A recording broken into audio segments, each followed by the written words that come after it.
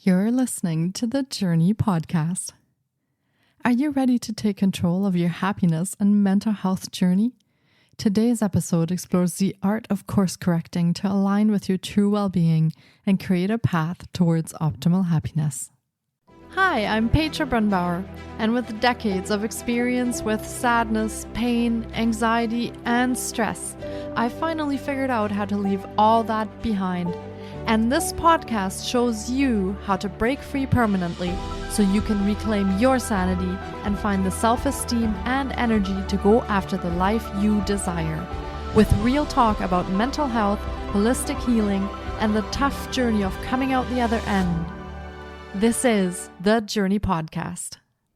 Welcome to today's episode. Today is part of Mental Illness Awareness Week in the US, and this is a special bonus episode.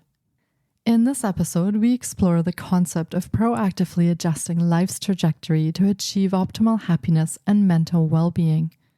Our discussion revolves around recognizing areas that may require refinement and embracing actionable steps for personal growth and joy. Throughout our conversation, our guest offers illuminating perspectives, delving into the significance of self-awareness, resilience building, and the integration of healthy habits to create a fulfilling life. Through this enlightening dialogue, we explore making positive course corrections in our lives, steering towards greater happiness and an enriched sense of purpose. Eli Trier lives in the wonderful city of Copenhagen, Denmark, and is a marketing consultant for Quiet Revolutionaries. She specializes in introvert-friendly, sustainable marketing techniques, including her unique Connect, Nurture, Grow method for creating abundant and engaged communities. Eli is also a multimedia artist known for her vibrant use of color. She uses a lot of metaphors in her work, which often deals with complex emotional themes, and she is deeply inspired by the human experience. Her artwork has appeared in multiple publications, including books, magazines, and digital, and has been exhibited in group and solo shows both in the UK and Denmark. Here's my interview with Eli Trier.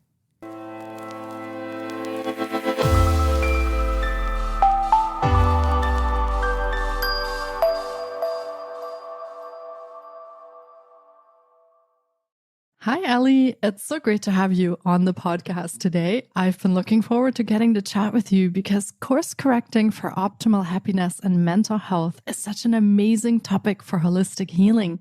Welcome to the podcast.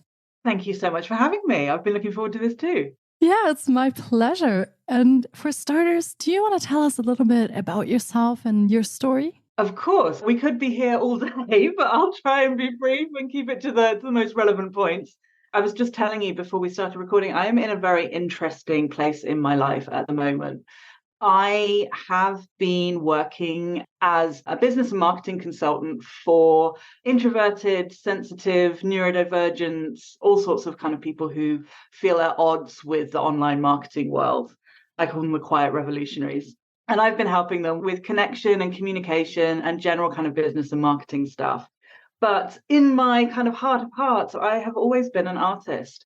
For years, many years ago, I was a freelance illustrator and I did a whole bunch of really exciting projects. I did a children's book. I did all sorts of really, really cool stuff. And I ended up, unfortunately, kind of getting very burnt out because apparently being creative to somebody else's specifications goes completely against my preferred way of operating. So I moved into doing the marketing as a sort of palette cleanser. And over the last couple of years, I've been really feeling the pull to kind of bring my artwork to the fore again. And this year, where, we're talking halfway through the year, this year has been, I made a decision at the beginning of the year that this was going to be the year that I did that I transitioned. Maybe not completely over to running art full time, because I think it's nice to have some sort of bread and butter money coming in. So you're not like forced to be creative just for the cash. But certainly to re-engineer my life so I could be more authentically myself. And I didn't feel like I was trying to squeeze this really important thing into the gaps in my day. Like I wanted to really make it a priority.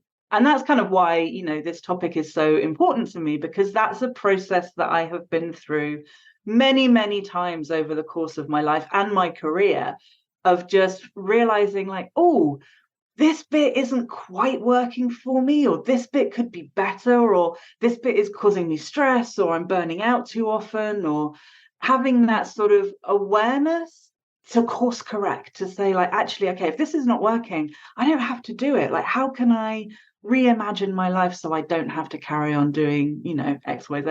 And I think particularly for kind of neurodivergent people, that's something, it goes across the board, obviously, but we are so often, I feel like we have to do it a certain way. We have to fit in with the world. We have to work, has to look a certain way. Our relationships have to look a certain way.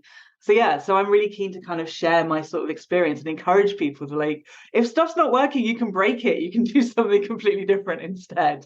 I love that. And thank you so much for sharing your journey with us. And you're right. Many people are stuck in lives that don't really work for them and that don't, I want to say, follow their joy. They do things because they have to make an income and because it's the way that things are expected.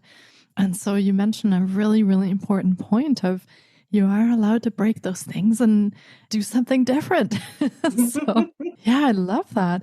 Now, you did receive an autism and ADHD diagnosis, and how has that impacted you in this journey that you're taking at the moment from transitioning to something that's more of a, like you said, bread and butter security, you have this money coming in, to something that's more your passion and that recharges you and fulfills you? How's that diagnosis impacted you on that journey? Oh, it's been really incredible. I mean, I was diagnosed in my mid-30s, which was just before I set up the marketing business that I'm running now. It was actually the kind of the catalyst for me closing down my illustration practice. And I took a few months off to kind of deal with this new information, sort of assimilate the new diagnosis and to kind of figure out who I was now with this kind of new label on me. It's sort of a revelatory thing when it happens. It's kind of, it changes nothing, but also it changes everything. It's a lens through which everything suddenly starts making sense. And for me, it really set me free to just be like, okay, this is actually real. Like, these limitations that I have, these struggles that I have, these ways of being that seem so kind of odd and out of step with the world, this is legitimate. Like, this is, my brain actually works differently. And it allowed me to let myself off the hook and stop trying to contort myself to fit into somebody else's expectations, or even my own expectations of what I thought other people wanted me to be. And it let me start this new business and run it in a way that was completely, and I hesitate to use the word authentic because it's one of those that sort of become meaningless, but it allowed me to be completely myself, like authentically who I was. And I was able to be very upfront with myself initially to say, okay, this is how I want to do things. This is going to be the way to do things that makes me feel good and safe and is sustainable, even if that kind of went against the grain a little bit. And then gradually, as I kind of built more confidence and got more comfortable with the diagnosis, I started talking more people about it. I realized that it was actually an incredible sales proposition for my business. Like, I started talking about this idea of kind of breaking stuff and building your own business in a way that suits you, and using myself as kind of a primary example. And it really liberated me even further to start kind of playing around. And it brought this sense of lightheartedness and playfulness to my life, where I was able to, not all the time, but most of the time, rise above that kind of, oh, I really should be doing X, Y, Z. And it allowed me to go, okay, well, what do I want to do? What makes me happy? What feels light? And how can I make that work instead? It's not a case of just like, oh, like, I'm not going to do things in the most established way, so therefore I'm not going to do anything at all. It's really about having the courage and the sense of adventure to go, okay, well, what is going to get me the same result, but is also really a much more pleasant journey to get there. Yeah. Wow. I love your passion about the subject. So I could tell this is so close to your heart. I just love that. And I've spoken with many people before who have neurodivergent traits or who also have an ADHD or autism diagnosis. And many of them have a lot of anxiety and fear around starting a business because they feel like they already have these additional challenges that they're dealing with. And that just adds to this anxiety of having a business or doing what they really want to do.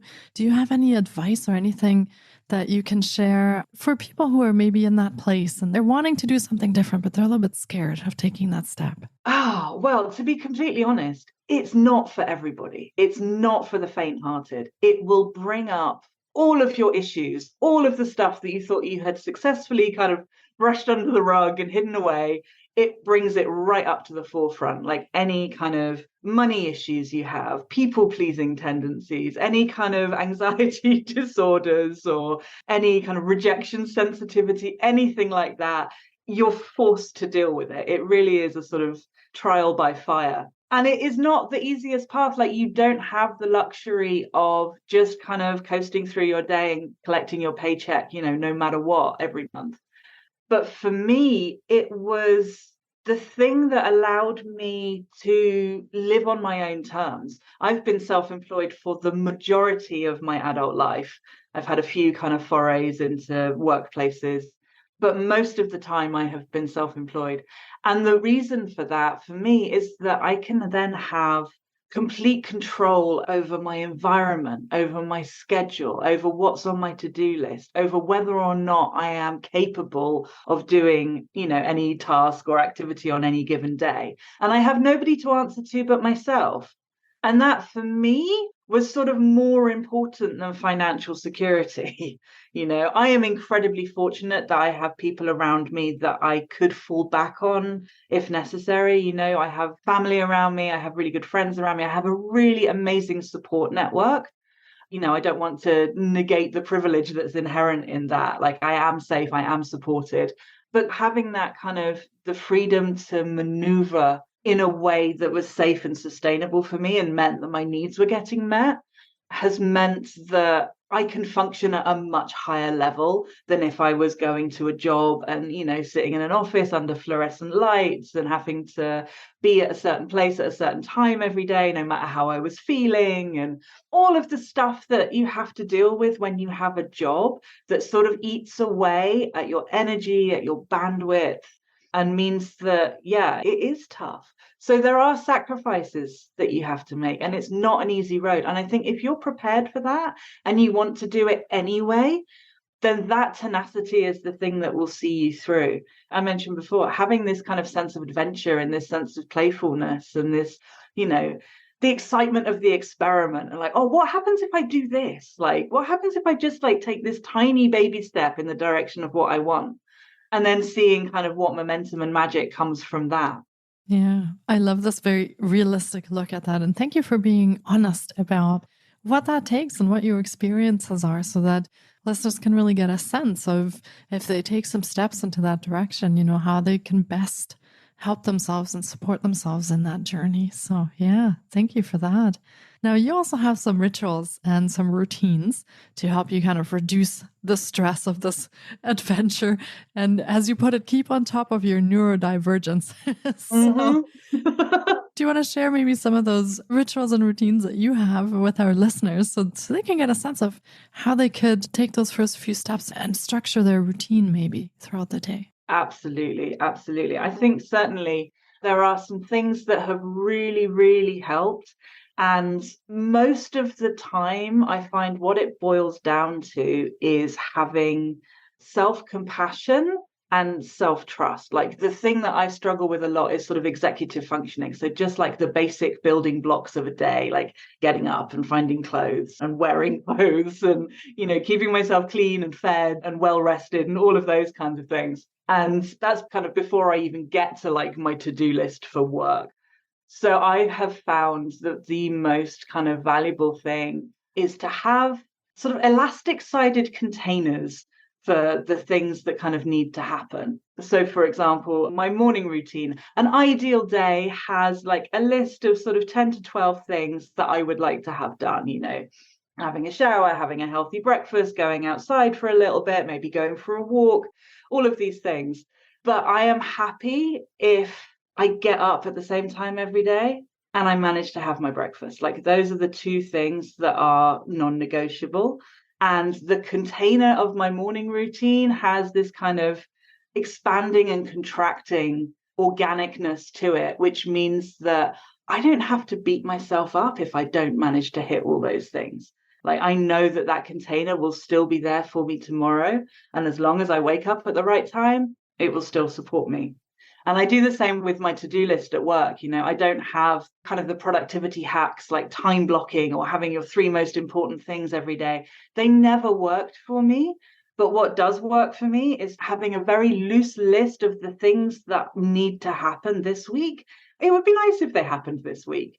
And then I take things day by day and allow my dopamine levels and my energy levels and my mood to dictate what happens on what particular day. And if all the important stuff always gets done eventually, and anything else, if it's been on the to-do list for like more than a couple of months, it's probably not the right time for it to happen anyway. But again, like, self-compassion is the secret to the universe. Like, finding ways of operating that are sustainable for you, and remembering that we are not machines. We are soft, organic creatures who work in cycles. We have the obvious cycles of the seasons of the year. We have, those of us who have periods have that kind of menstrual cycle. We have the moon that goes through a cycle, every month. We have, all sorts of natural rhythms and cycles that we can stop and observe whenever we want to, and realize that it's okay if we're not on our A game every single day throughout the year, no matter what. We're designed to ebb and flow with our energy. It's completely natural. And if you relax into that cycle, everything suddenly gets an awful lot easier, and you're so much kinder to yourself as well. Those are the sorts of things, like those kind of the ritual of noticing and the ritual of being compassionate with myself and trusting that if I'm in an ebb, a flow will follow. Like, those sorts of things are really important to my kind of ability to function. Yeah, that's beautifully put. And I think if you listen to yourself, like you have just explained, you do kind of preempt these really stressful periods of burnout that starts to happen when we don't listen to ourselves. So very, very important point that you're making there. Mm. And I'm curious, do you work and create from your home? Yes. Okay. Yeah. So how do you find that balance of having your work in your living space? Does that become difficult to kind of separate the two? Do you sometimes wake up in the middle of the night and go, oh, I need to go do that, and I can't because my work is right there? Do you find it hard to keep that balance, or does that work for you really well? I used to. When I first kind of started being self-employed many years ago, I found it really difficult. I would sit at my desk from like 9 to 5 every day, and I would find myself sort of skiving off like I was in an office and just kind of pretending to work. And it took several years to kind of realize that, like, when I want to work, I want to work, and that it's nourishing and it feels good. And like, I trust that I'm not going to like push myself too hard. And when I don't want to work, I just don't work. I'm incredibly fortunate. We're on video at the moment, so you can see my studio behind me. I have my office here and then my art studio as well, which is just, I'm so grateful to have that. But it means that I do have the opportunity to kind of close the door on it all at the end of the day. But I also, if I have a thought, I can just nip in here and like scribble myself a note, or, add a brush stroke to a painting and then go back off and do whatever I was doing before. So for me, it works really, really well. I'm very good at sort of compartmentalizing. And also kind of my work that I do is just an extension of myself. I've engineered everything very carefully to make sure that I'm not, running at capacity. I'm not overwhelmed. Everything is very calm and peaceful.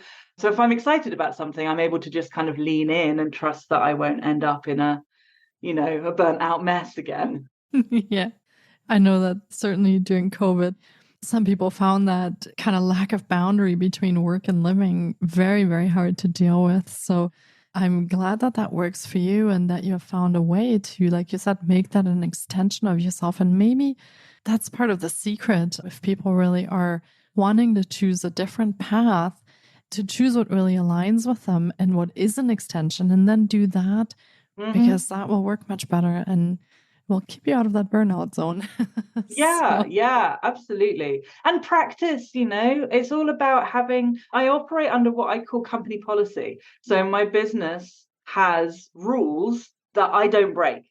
That's just the way this particular business that I'm running right now operates. And it's just me and I made the rules, but it comes under company policy. And that means we don't work at weekends. We don't work in the evenings. We don't check emails in the middle of the night. Like, we're not available to people on, only on a certain schedule. And that's just company policy, which sort of externalizes it from Ellie, the emotional individual who feels bad about not replying to emails straight away, and puts it into the realm of Eli Trier Communities or Eli Trier Studio, and puts it kind of in, that's the company's business and I'm not going to break the rules there. Yeah, it's good to set boundaries. I think also for mental health and our well-being, it's good to Absolutely. have boundaries on how we work and how we live, and make sure that those boundaries really serve us the best and make us feel the best. So yeah, great points. I love that. Now, you also work with people in various capacities. So do you want to maybe go over some of your programs or services that you offer so that listeners can get a feel of how they could connect with you? Absolutely, absolutely. So like I said, I'm in the middle of this kind of glorious transition at the moment. So the best thing for people to do if they're interested is come to my Eli Trier Communities website, which is where I do my marketing and my business consulting, and to get on my Sunday letter list. And that's where you can keep updated with sort of everything I'm doing across kind of my art practice and a couple of other exciting projects I've got going on as well. And the way I work with people in that capacity is by helping them to connect with and communicate with their sort of ideal people. So their kindred spirits, basically. Because for the people, like the type of people that I work with, working with somebody who they have a kinship with is far less draining and exhausting than just working with kind of everybody who walks in off the street. So I do this with a framework that I've developed over the years called Connect, Nurture, Grow. And I have a program which covers each one of those sections, and they all kind of feed into each other. So I have, on the Connect level, there's a program called Love is Greater Than Numbers, which is all about developing one-to-one relationships and finding and connecting with your right people on an individual basis. On the nurture side, we have Uncommon Email, which is all about nurturing relationships with email marketing. And then on the Grow side, I have a program which talks you through how to do an online community project, which is a kind of a framework that I've developed, which is a gathering of like-minded people on the internet. A bit like a summit, but quieter and longer and better and calmer, more peaceful. And I teach people kind of how to go through these processes. And the programs are open all year round, but we have live versions occasionally. Anyone who signs up can join in with any one of the live versions. We have a monthly support call that covers, all of my students, which is the best group on the internet. Like, I don't want to blow my own horn, but my people are just amazing. It's my favorite thing to do is have that call. So it's very important to me that people have kind of lifetime access, lifetime support, they get taken care of. My programs are a lot about unlearning a lot of kind of traditional marketing techniques. So they're often like people need to come back to them over and over again to really kind of get that information to sink in and implement it. So we support them through that whole process. Yeah, and then also my artwork is also available. I talk a lot about this kind of stuff that we're talking about through kind of visual metaphor, and talk about kind of the experience of neurodivergence and what it's like to be a human in all its kind of awfulness and wonderfulness, and from the sublime to the ridiculous, So I'm also doing that. And if you want to come and find me on Instagram, that's kind of where I'm most active on social media there as well. Like Amazing. I said, when you're in transition, there's a lot of links to share. Yeah, absolutely. But it sounds like such a wonderful, nurturing and encouraging and supportive space that you're building in your group and in your programs. So yeah, it sounds wonderful, the work that you're putting in, and it reflects, like you said, in your people who are amazing. So yeah. And we will be linking to all of Ellie's offerings in the show notes as well. So be sure to check there we will put all the links there to all of your things in the show notes. So be sure to check there on how you can connect with her and work with her. If you feel this episode aligned with you and you want to know more and you want to get to know Ellie some more, then be sure to check in the notes on how you can contact her. Well, this has been another incredible episode, and I really hope our listeners have enjoyed this journey into course correcting for optimal happiness and mental health as much as I have. Thank you so much for your time and your wisdom today, Ellie. I really had a fantastic time. So thank you so much for coming on. Having me. Yeah, it was my pleasure. I hope we get to do this again and maybe talk some more about your artwork too, and how that's coming along and how the transition is working. So yeah, I would love to know more about that as well. I'd love to. Thank you so much, Ellie, and take care. You too. Thank you so much for taking time out of your day to listen in. If you enjoy the Journey podcast, please support us by subscribing, sharing on social media, and leaving us a review. We appreciate you.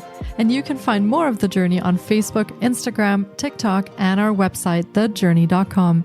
Sending you love and courage, and see you next time.